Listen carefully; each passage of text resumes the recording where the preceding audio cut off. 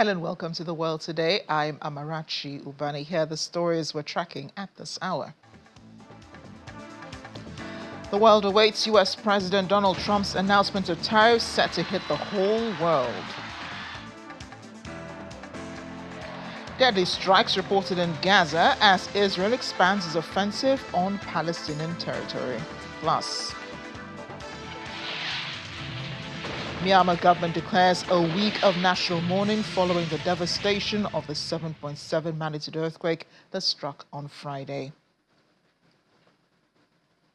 It will be hours before we have any idea what U.S. President Donald Trump's trade tariffs against countries around the world are and which countries will be hit by those tariffs. Trump is expected to outline the plans at the White House at 1600 Eastern Standard Time. That's 9 p.m. here in Lagos, Nigeria. The U.S. president has made dozens of interventions on tariffs in his second term, but most have been unofficial proposals, and it's unclear how many the U.S. will proceed with. In his second term, Donald Trump has implemented or ordered tariffs on China, Mexico, Canada, the world, on everything, on steel and aluminum, on cars, on goods compliant with the United States Mexico-Canada agreement. U.S. markets, in the meantime, are down ahead of the tariffs announcement. The S&P opened the market down 1%. The Dow Jones Industrial Average was down 0.82%, and the Nasdaq Composite was down 1.38%. The U.S. president has called today, Wednesday, Liberation Day in America, claiming the announcement of tariffs will free the U.S. from depending on foreign goods. While leaders are preparing to respond to Trump's tariffs announcements, the UK Prime Minister Keir Starmer being one of the key leaders whose reaction is expected. Now, he's promised a pragmatic approach while ruling out nothing. Moments ago, Mrs. Starmer addressed the weekly Prime Minister's questions, saying the UK has been preparing for all eventualities ahead of the confirmation of the U.S. tariffs. He says a trade war is in nobody's interest. We are certain that the UK will take a calm, pragmatic approach and will rule nothing out. Every week he tries to tempt me to make what I think is a false choice between our relationship with the US and our relationship with other countries, particularly Europe. I think that's the wrong choice on defence, on security and intelligence, for reasons that we've rehearsed across this chamber. I also think it's wrong on trade and the economy. We have a good deal of trade, a balanced trade relationship with the US, and I believe that our interests are best served by calmly trying to secure a deal which is in our national interest, whilst at the same time preparing and leaving all options on the table. I really do think it's not sensible to say the first response should be to jump in to a trade war with the US. That cannot be the first response of the United Kingdom, and I will resist his urgings to do that. That's why we need to be calm and pragmatic. And I think that's what workers and businesses in Northern Ireland would want to see from this government at a time like this. We are, as he would expect, looking carefully at the details of any retaliatory tariffs announced by the EU, if they are, and what impact they might have on businesses. As he knows, where goods do not enter the EU, then businesses can claim a full reimbursement of any EU duties paid. Now, the EU has also been gearing up a response to Trump's announcement of tariffs. On Tuesday, European Commission President Ursula von der Leyen acknowledged the existence of trade imbalances. She also stressed that broad tariffs were not the solution and would worsen inflation. Instead, she calls for negotiations while keeping all possible countermeasures available. Europe did not start this confrontation. We think it is wrong. But my message to you today is that we have everything we need to protect our people and our prosperity. We have the largest single market in the world. We have the strength to negotiate. We have the power to push back. So far, the US administration has announced a 25% increase of tariffs on imports of steel and aluminium, cars and car parts. The next sectors facing tariffs will be semiconductors, pharmaceuticals and timber. And tomorrow we expect another announcement with so-called reciprocal tariffs that will immediately apply to almost all goods and many countries in the world. Of course, there are severe issues in the world of trade, without any question. Overcapacities, we know about the imbalances, we see unfair subsidies, denial of market access, or the IP theft. And I hear Americans when they say some others have taken advantage of the rules. I agree. We also suffer from it. So let's work on it. But tariffs across the board make things worse, not better. Tariffs are taxes that will be paid by the people. Tariffs are taxes for the Americans on their groceries and their medication. Tariffs will just fuel inflation, exactly the opposite of what we wanted to achieve. American factories will pay more for components that are produced in Europe. This will cost jobs. It will create a bureaucratic monster of new customs procedures. And today, nobody needs that, neither in the United States nor in Europe. South Africa remains a key player in the global automotive industry, exporting top models like the Volkswagen Polo, Mercedes-Benz C-Class, Toyota Hilux, Ford Ranger and the BMW X3. Last year alone, the country's vehicle and component exports totaled approximately 270.8 billion rand, with 10% destined for the United States, all thanks in part to the benefits of the African Growth and Opportunity Act, AGOA. The industry now faces a major hurdle. From Wednesday, 30th April, the Trump administration will impose a 25% tariff on all foreign vehicles entering the U.S., a move that could have serious implications for South Africa's auto exports. Our correspondent, Innocent Samosa, reports. The tariff increase raises concerns over job security within South Africa's auto industry, foreign investment, confidence, and the broader economic impact on a sector that employs thousands. Founder of Magwe Fund Managers, Magwe Masilela, says Trump's trade war is accelerating Africa's push towards economic independence. He views this as a wake-up call for the continent. The escalation of the global trade war that we know that has been started by Donald Trump, it's more of a wake-up call, not just for us as South Africa, but I think for everyone, that as much as we were appreciating the issue of globalization, globalization has to be in such a way that we don't just rely or depend on one or two countries. So it's just a serious wake-up call for us. Masilela says industry leaders and government officials should engage in discussions to explore possible response, including trade negotiations and diversification into new markets. But how critical has AGOA been in maintaining South Africa's automotive trade with the U.S., and could these tariffs undermine its benefits? The issue of AGOA, it has been very helpful, not just on citrus food, but also on manufacturing of our vehicles, parts and accessories.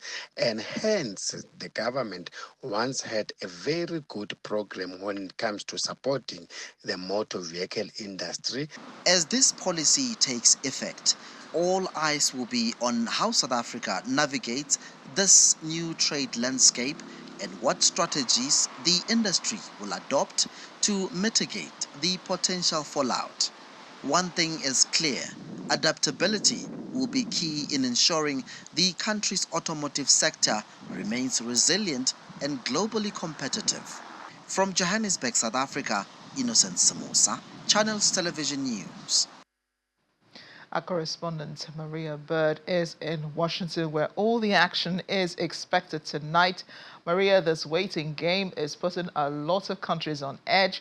How is it Liberation Day if the tariffs are only going to be announced when half the world is expected to be asleep? Well, President Trump has been one and noted with being able to name things, to build excitement around what he plans to do. And so we can expect this to be very similar. As you said, this has been since yesterday evening through this morning, one of great expectation as to what will be the announcement. Some are concerned, some are hopeful. And others are expecting this to potentially move the country forward. And so at 4 p.m., which is very notable time here on Eastern Standard Time, as the stock market will be closed at that point. And so as a hope to obviously not have impact, even though we know the anticipation is causing an impact and has been over the past few weeks with the U.S. stock market ever since the president announced that he would be putting tariffs in place on April the 2nd. So we're now in a position where people are waiting. They're wondering as to what could be this big announcement. Will he go with what has been predicted as potentially a flatline tariff of 20% across the board? Are we going to see varied tariffs depending on the types of goods that are being imported? Are we potentially going to even see it depending on the country? And I think that the clear mapping as to what his plan will entail is still up for question. We know that there are individuals that have been reaching out to the White House and the president over the past few weeks to try to see how they can potentially protect their interest in this situation. So we are at a waiting point, and I can tell you that by 3:45 Eastern Standard Time, all eyes will be on the White House. Yeah, no sleep tonight until we hear Trump's announcement. And as you rightly said, there were calls to the White House, according to Press Secretary Caroline Leavitt. She said the president was receiving a lot of calls. The companies and organizations were also calling him, making suggestions. And thankfully, they had the president's ear last night. But then why call it Liberation Day for the United States? The president really believes that the U.S. Has had an unbalanced trade relationship with many countries across the globe. And so he believes that this is one effort toward liberating the U.S. We know that the U.S. has struggled economically ever since the pandemic. If we look at the reality of the economy prior to the pandemic, there was struggle there as well. And so he believes that he has the position, he has the ability, and obviously the strategies to bring the U.S. back into economic stability, or what he really would believe as being a powerful country once again. And so I think that is when he talks about Liberation Day. He's looking at what he believes has been challenges across the U.S. And specifically as it relates to trade relationships. We must note that there are approximately 200 trade partners with the United States with various types of trade. There's a couple million different trade actual imports and exports that happen. And so this is a very vast and large endeavor because the president has also said that he's looking down into the actual types of imports, not just specifically the trade relationships, which there are about 200 of those. So I think that we are still wanting to see exactly what is going to be the plan, because there's several ways in which he can address the tariff issue. Yeah, indeed. And the UK Prime Minister Keir Starmer, whom we will all be watching as well tonight, has called for calm. He has also said the UK will be adopting a wait-and-see approach because the UK, of course, does not want to jeopardize its relations with the US. You think that that could play a factor into what kind of tariff they receive from the US? Yes, I think that the UK, as they have always been, to your point, a strong partner, strong ally of the United States, and knowing that in the US we change presidents every 4 years. And so they don't really have much of a choice politically, but to potentially do a wait and see method. Because as you mentioned, they don't want to put any potential long-term impacts on the US and European relationships in that area. So they are watching. They're going to see what happens. We also know that the president, even with this announcement at 4 p.m., depending on how this announcement comes forth, I'm sure global leaders have relationships that they will plan on making phone calls even after this announcement is made, even with it being indicated that it will be in effect immediately. But we do also know executive orders can also turn things around very quickly. Right. And how prepared are American manufacturers and consumers for the backlash of these tariffs? Well, American consumers are just wanting to see how will it impact their pockets. The Americans are now watching to see. We've seen a lot of cuts. We've seen a lot of change.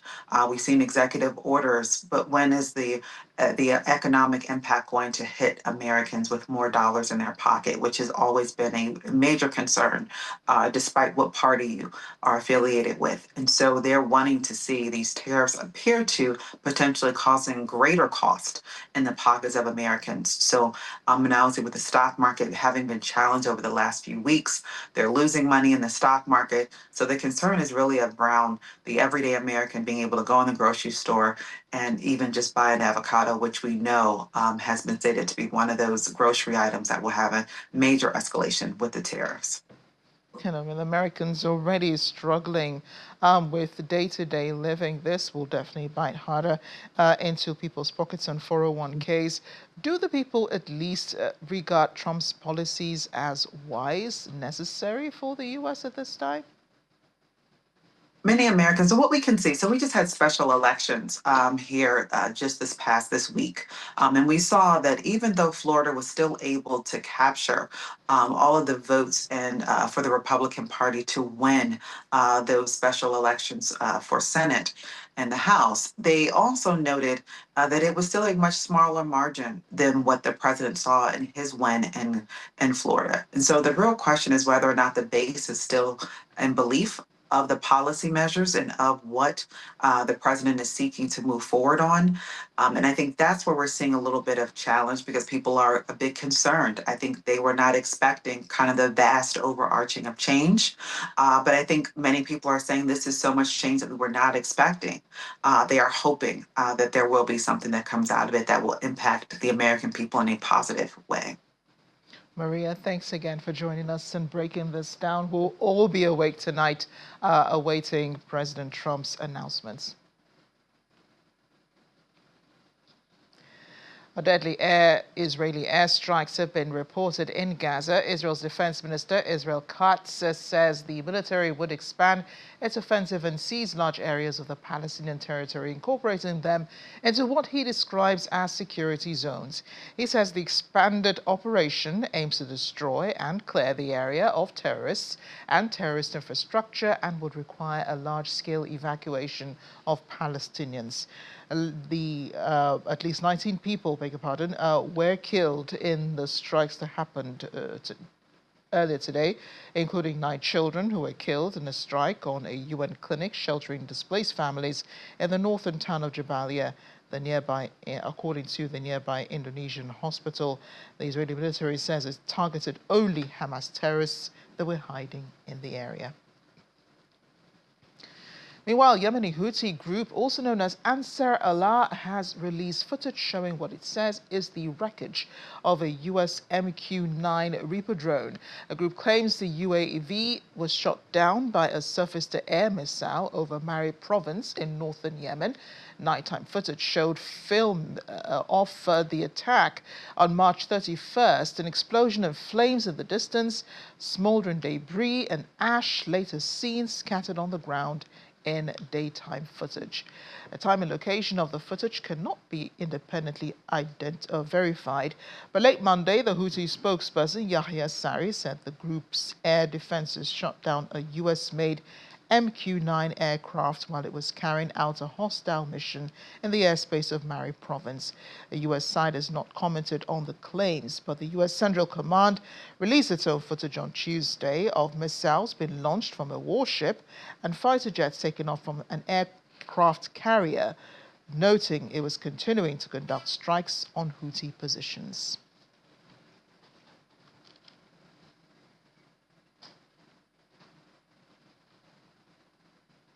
Let's turn to the aftermath now of the devastating 7.7 magnitude earthquake in Myanmar.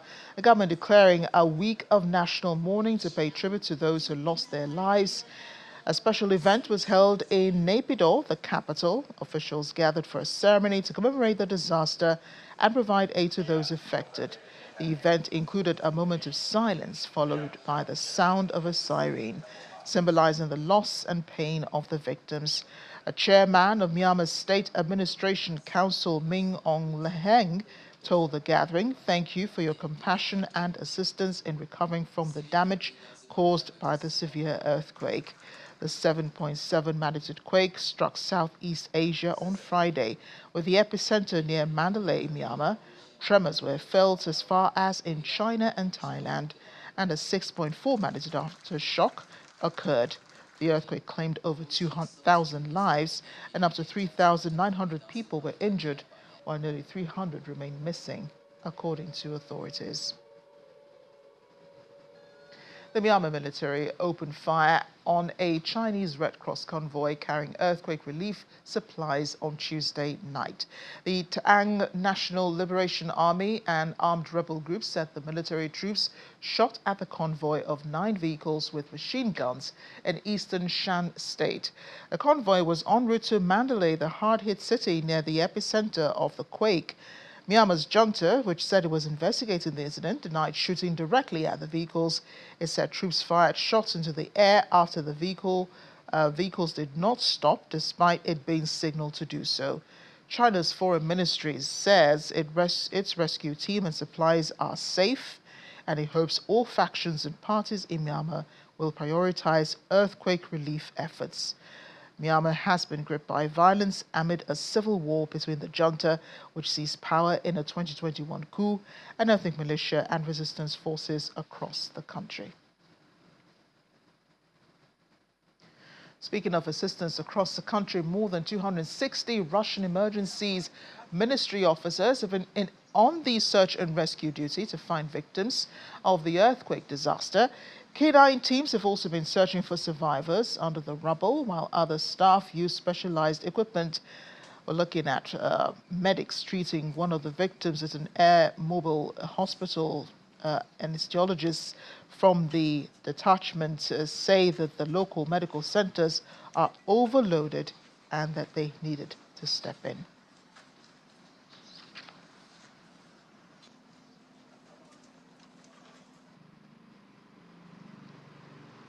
Rescue teams from Thailand are also on the ground in Myanmar using rescue dogs to sniff survivors under rubble.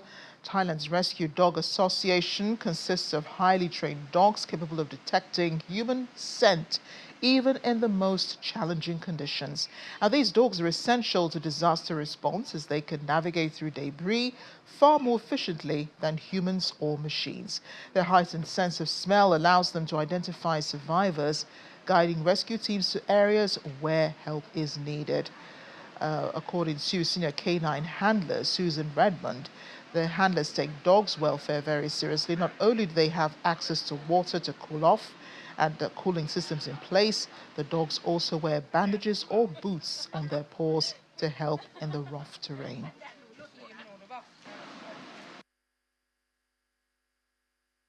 This is our base camp for our team, and we've got 11 dogs set up here, all with their own individual cooling system. The temperatures have been from 35 upwards, and we take it very seriously about their dog welfare. So they all have their own cooling system. We have cooling mats if we need. We have cool down buckets of water if we need. Each dog is kept separate and just left to their own devices and away from the activity that's going on outside until they're called up to be on duty. In my case, I take boots with me for every single search, and I look at the rubble, assess the conditions, the weather, etc., and I either wear them, put them on the dog, or I don't, and that's my decision, and I do it purely for dog safety. Whatever is best for the dog in that particular situation. We've had dogs give indication to human sensors, but we don't know the outcome of that because it takes time, obviously, for rescue and recoveries to happen. So we've had dogs working really well, and we've had a few indications, but I don't know the outcome of those. We work on the search side of it, so our dogs search. If they indicate somewhere, that position is marked, and then we leave it to the other rescue team. Every single time the dog comes off a rubble search, regardless if they're wearing boots or not, we do a physical check on our own dog, so we make sure that there are no cuts or lacerations on the dog's paws or any part of the body. And if we find something that's not right, then we obviously have to address it. And all the handlers are canine first aid certified, so we keep a good eye on their whole body, but in particular the feet. In rubble like this, if Sahara was not wearing boots, I would be very, every single time, very pedantic about checking her paws, all four paws, making sure there's no lacerations or damage to the feet. We'll have more on the situation on the ground in Myanmar. Plus, it's World Autism Day, and this year's theme focuses on advancing neurodiversity and the UN Sustainable Development Goals. Stay with us. As aftershocks continue to pound central Myanmar following the earthquake, UNHCR has rushed emergency supplies from Yangon to some 25,000 survivors in the Mandalay and Naypyidaw areas. UNHCR is mobilizing more relief items from the existing stocks in Myanmar and hope that these plastic sheets and sleeping mats, blankets, kitchen sets and mosquito nets can provide some relief in these turbulent times. A team is currently identifying critical needs in the worst affected areas of Mandalay, Magway, Saigang regions as part of an interagency rapid needs assessment.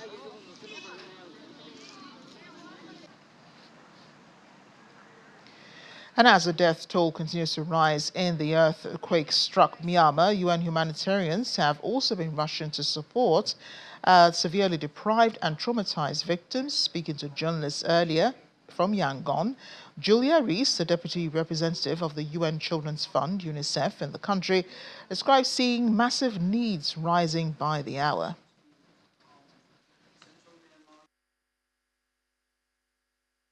What I saw was devastating. Entire communities have been flattened. Children and families are sleeping out in the open with no homes to return to. I met children who were in shock after witnessing their homes collapse or the death of a family member. And some have been separated from their parents and others are unaccounted for. The needs are massive and they're rising by the hour. The window for life-saving response is closing, and across the affected areas, families are facing acute shortages of clean water, food, and medical supplies. You have no electricity, you have no running water. This is a summertime, it's very hot, and homes have been damaged or destroyed. And because, of course, there are often aftershocks, and people are being indeed scared to go inside the homes. I saw the influx of patients to the hospitals in Naypyidaw. Hospitals were overwhelmed with patients. The medical supplies were running dry. There were electricity disruptions. In some hospitals, the generators even were not working, and shortages of running water, and they were low on fuel. The hardships that some of them are facing today in terms of water, sanitation, etc., will run into outbreaks of infectious diseases in the future unless we control them very quickly. Even before this devastating earthquake that hit, all the affected areas were hosting 1.6 million people that were displaced. Now, Heathrow Airport was warned about the resilience of its power supply in the days before a fire which shut down the airport for more than a day last month. A boss of a group representing airlines told a group of MPs today that he spoke to Heathrow on 15th of March about his concerns and again on March 19. Heathrow Airline Operators Committee boss Nigel Wigging said he raised cases of theft of wire and cable around some of the power supply, which he said temporarily took out runway lights, which are critical to passenger safety. But Heathrow boss Thomas Waldby said it was an unlikely event with high consequence that was difficult to deal with. Mr. Waldby apologized to the nearly 300,000 passengers whose journeys were disrupted by the closure of the March 21st event. He offered his deepest regrets, adding the situation was unprecedented. The airport shut down after a fire at an electrical substation. A quick stopover in the U.S. Wisconsin voters have elected a Democratic-backed judge to serve on the state Supreme Court, according to projections, following the most expensive judicial election in U.S. history. Susan Crawford is on course to beat conservative rival Brad Schimmel, which would keep intact the 4-3 liberal control of the Midwestern state's highest court. President Donald Trump's billionaire advisor Elon Musk was a prominent fundraiser in the campaign and was the subject of Democratic attack ads. More than $100 million was spent by the candidates and their allies, including $20 million by Elon Musk himself. The result is expected to have far-reaching implications, potentially even affecting the balance of power in the U.S. Congress. And that's because the state Supreme Court is expected to play a key role in cases related to congressional redistricting ahead of midterm elections in 2026 and the next presidential election in 2028. Today, we're spotlighting World Autism Day, a day to promote awareness, embrace autism, celebrate the unique strengths, recognize the challenges, and foster inclusion for people within the spectrum. This year's theme is Advancing Neurodiversity and UN Sustainable Development Goals. It highlights embracing neurological differences and creating equal opportunities for autistic individuals.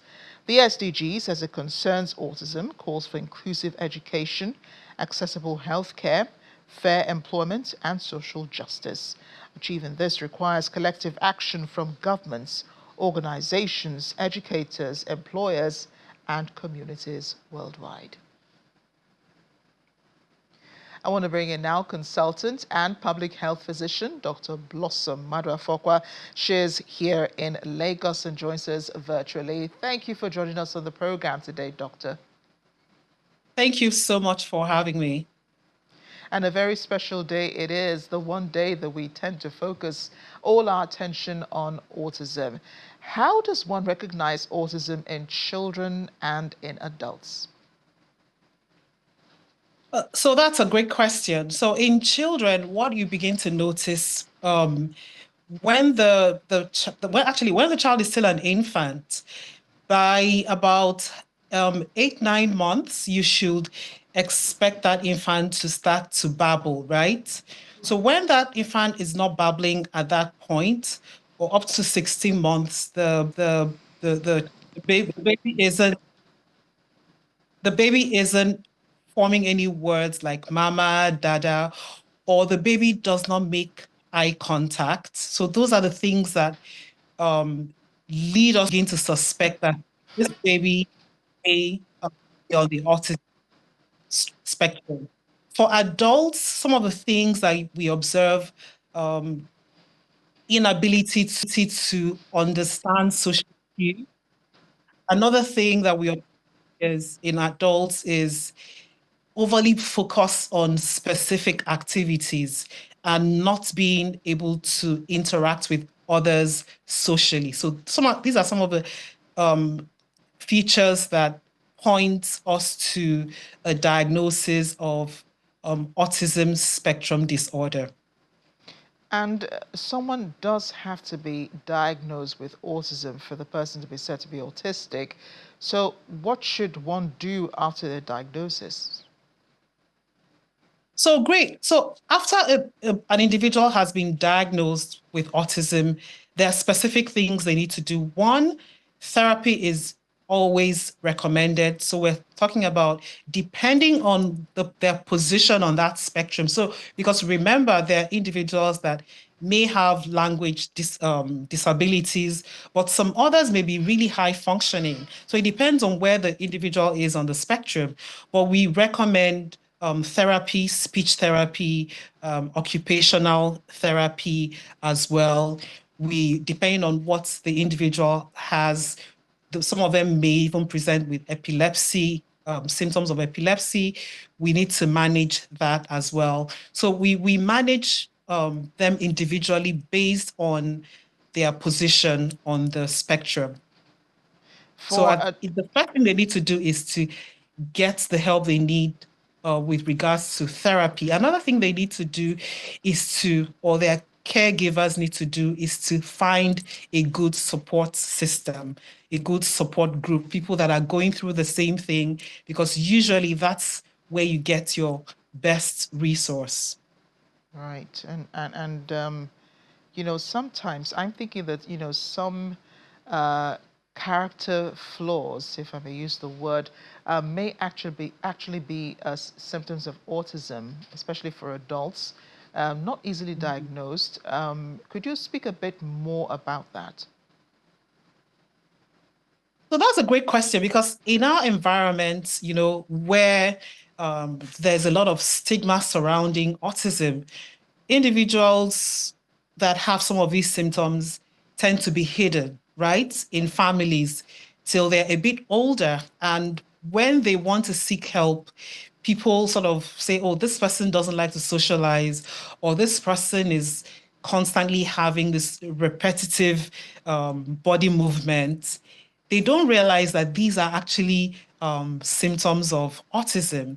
So if an individual has some of these symptoms like repetitive motion disorders, or an individual has problems socializing, you can actually seek help from a healthcare provider, from someone that is qualified, that can actually make the diagnosis. Indeed. And this year's theme for World Autism Day highlights advancing neurodiversity and the UN Sustainable Development Goals. This would be easy for you to understand because you're a doctor, but how do you explain this to someone who has no idea what you're talking about?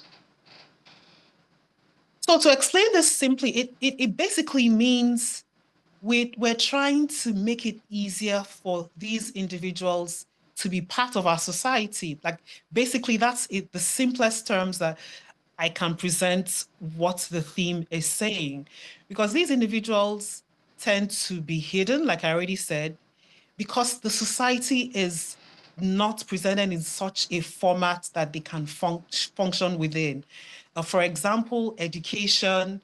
Some of these children are not able to get the right education because some of our schools are not structured to accept their unique capabilities. So we need to, whether it's education, whether it's in the workforce, we need to create spaces where they can function. So what we're saying is we want to create a world where it's normal and it's natural for these individuals that are on the autistic spectrum to function and be like normal people like you and I. And the SDGs call for inclusive education, accessible healthcare, fair employment, social justice. First off, what are the hidden health challenges of people with autism? So some of the hidden health challenges, I already mentioned one of them. Some of them present with ADHD, attention deficit hyperactivity disorder, where the individual isn't able to sort of concentrate or sit still. Some of them have actually epilepsy, so that's seizures. Person has repeated convulsions, for example. Some of them have other learning disabilities. So these are some of the things that come depending on where the individual is on the spectrum. Some of them actually have repetitive motion. Like, you can see some of them, they have repeated hand movements or constant switching or repeated rocking movements. So these are some of the things that come with autism, and understanding, first of all, making a diagnosis and then understanding where the individual is on the spectrum so that you can present the right kind of care for the individual is extremely important. And the earlier we're able to make the diagnosis, the earlier we're able to start therapy, the better the outcome for these individuals. So I've been hearing you say we need to make a diagnosis. Which specialist will be making the diagnosis? First of all, for children, who would be making the diagnosis? And then for adults, who will be making the diagnosis? So typically it will be a psychiatrist that will make the diagnosis. But I'm happy that you raised this up because we have a health system issue. So the health system issue that we have is that we don't have enough psychiatrists. Believe it or not, we have one psychiatrist to 1 million Nigerians, if you can believe that. So we actually don't have enough psychiatrists to be able to make a diagnosis. And that's why a lot of our children, when parents suspect that they have some of these challenges, they first of all, they shy away from the health system.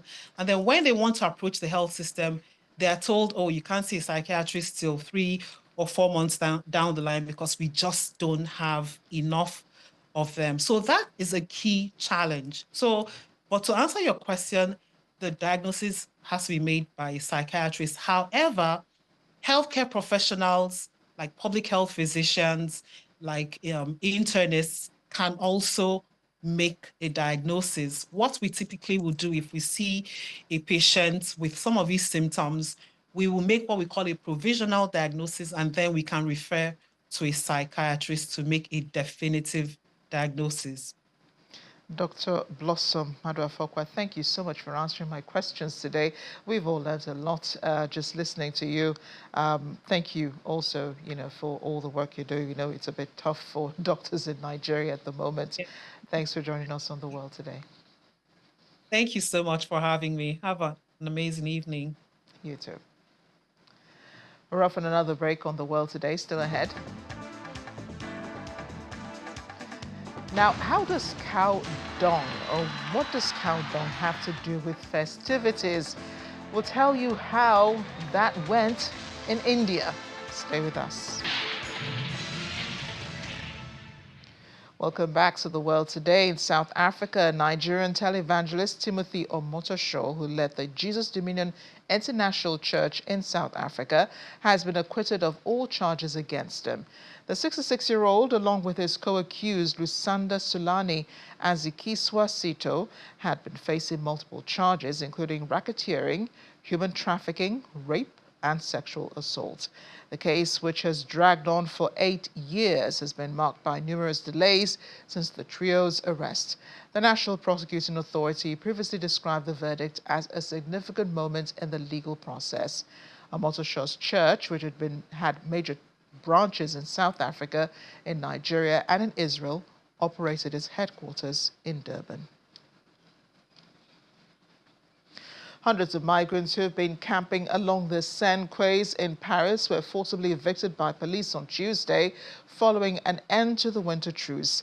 French authorities brought an end to the agreement, which saw a pause in evictions due to the cold during winter. Dozens of migrant tents lined up along the quays as police officers arrived. French authorities were seen Tuesday inspecting the tents and ordering those living in them to pack up their belongings and move along. The French government received condemnation from charitable organizations following the removal of around 250 migrants. NGO Utopia 56 criticized the operation, claiming it will lead migrants to an endless cycle of displacement. The move follows a similar eviction of 450 migrants from the La Gaîté Lyrique Theatre in Paris a fortnight ago. Those migrants, many of them underage, had sheltered in the theatre since December as they waited for permanent housing. Over 100 people have been injured, many more forced to evacuate following a huge fire caused by a gas pipeline explosion in Malaysia's Putra Heights on Tuesday morning. A blast estimated to stand at around 20 stories high sent plumes of smoke into the air near a residential neighborhood. The cause of the fire did cause widespread damages to property and vehicle. The explosion was caused by a leak in a gas pipeline belonging to Malaysia's national energy plant Petronas. It took several hours for firefighters to bring the blaze under control. Authorities reported that 145 people, including 3 children, were injured in the incident, some of whom have been hospitalized with 2nd and 3rd degree burns. The fire department reported damage to 190 houses and 148 cars have also been recorded. Nigerian President Bola Tinubu is on his way to France for a 2-week working visit, according to a statement signed by the president's spokesperson, Bayo Ononuga. The primary focus of the visit is for President Tinubu to evaluate his administration's mid-term performance and review key milestones. During the visit, President Tinubu will assess the progress of ongoing reforms and engage in strategic planning as his administration approaches its 2nd anniversary. The statement says a period of reflection is intended to shape future plans, to further deepen reforms and fast-track national development goals in the coming year. While in Paris, President Tinubu will remain engaged with his team, continuing to oversee governance activities. He is expected to return in about 2 weeks. Back home, Nigeria stands to gain a lot from the adoption of available advanced technologies if more enablers are provided to ensure food security, sustainable environment, and adequate nutrition. This forms a consensus of the National Institute of Horticultural Science, which held during a working visit by a trade delegation from the Netherlands, seeking to forge an alliance with Nigeria's agricultural sector through NIHORT. Our correspondent, Bukola Oriowu, reports. Let me try this. A high-powered delegation of 16 leading Dutch businesses specializing in seeds, potatoes, tomatoes, and agricultural innovation visit Nigeria for the 3rd Nigeria-Netherlands Horticulture Trade Mission. The mission is to strengthen agricultural ties between the two nations, focusing on horticulture and exploring new opportunities for collaboration in the sector. The team makes a key stop at the National Horticultural Research Institute, NIHORT, in Ibadan, the capital of Oyo State. Team leader Ivo Meyer explains that the visit is focused on reinforcing ties with key stakeholders while exploring new collaborative opportunities in the country's horticulture sector. The companies that are joining this delegation are working on solutions, innovation and products for the horticulture with the focus to have more local food production in a sustainable way. Following a brief exchange between the visiting delegation and their hosts, the team is taken on a tour of the facility. The visit provides an opportunity to assess the potential of NIHORT and explore ways to maximize its resources for future collaboration. The Netherlands stands as a global leader in high-tech greenhouse horticulture, boasting one of the largest concentrations of greenhouses in the world. With an estimated annual revenue of 6 billion euros, the country continues to drive advancement in sustainable food production, agri-tech innovations, and energy-efficient farming solutions. This strategic approach positions the Netherlands at the forefront of modern agriculture, setting new standards for the future of farming. I'm bringing here 16 companies, the municipality of Westland and all other stakeholders, to looking for that. How can we work together? And I think this is the perfect place to show and to bring those partnerships together. NIHORT is optimistic about the potential impact of this partnership on Nigeria's growing horticulture sector.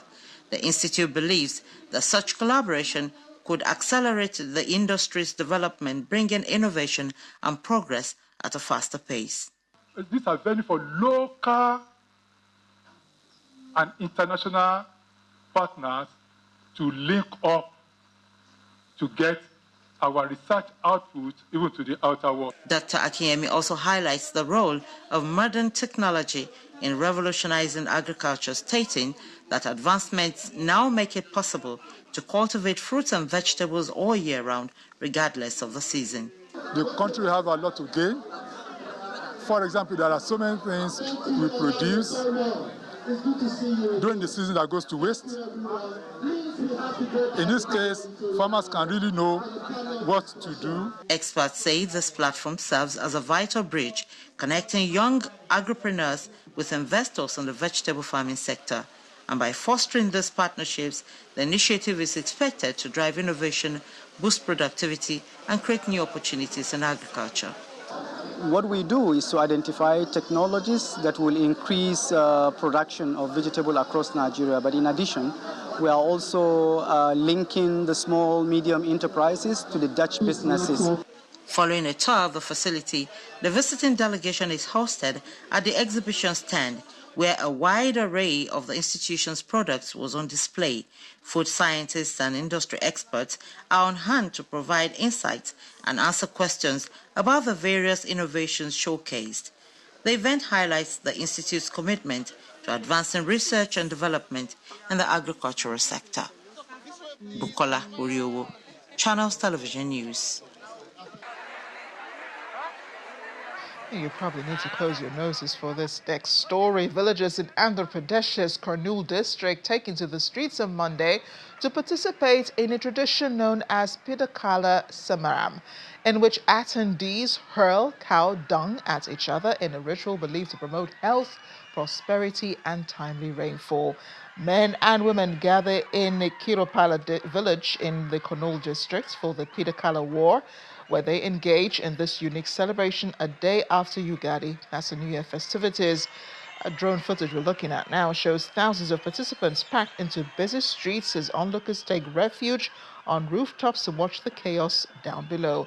Cow dung is gathered into piles as the procession begins. Then participants can be seen lobbing the balls of cow dung at each other, while others duck or cower to avoid being hit, all for fun and festivity, embodying the spirit of luck. In Hindu folklore, this symbolic war stems from a mythological marriage dispute. Two sides participate. One group from the castes like Gola and Kamara throws cow dung in the name of the goddess Badakali, while the other does so in honor of the Lord Virabhadra Swami. The event culminates in a collective celebration of the marriage between the goddess and the Lord.